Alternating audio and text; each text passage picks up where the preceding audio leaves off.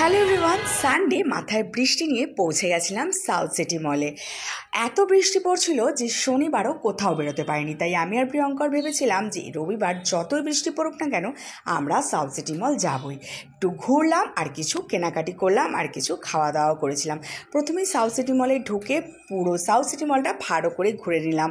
এত সুন্দর ডেকোরেশন করেছে যে ঢুকেই একটা খুবই রিফ্রেশিং ফিল হলো, আর খুবই মজা পেলাম। আর এখানে একটা দোকান চলছিল যেখানে সবাই ফটো ক্লিক করবে, তো আমরাও একটা ফটো ক্লিক করে নিলাম। কেমন লাগলো অবশ্যই জানিও। আর তারপরে প্রিয়ঙ্করের জিন্স কিনে নিলাম, আর তারপর চলে গেছিলাম শপার স্টপে। আর শপার স্টপে কিন্তু দারুণ সাজিয়েছে।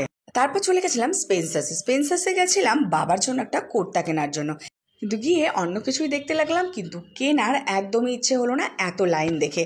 তাই অগত্যা মন ভরিয়েই চলে গেলাম ফুড কোর্টে কিছু খাওয়ার জন্য। সেইগুলো কিন্তু অবশ্যই তোমাদেরকে নেক্সট ভিডিওতে আমি শেয়ার করবো। ভিডিওটা কেমন লাগলো জানিও। টাটা।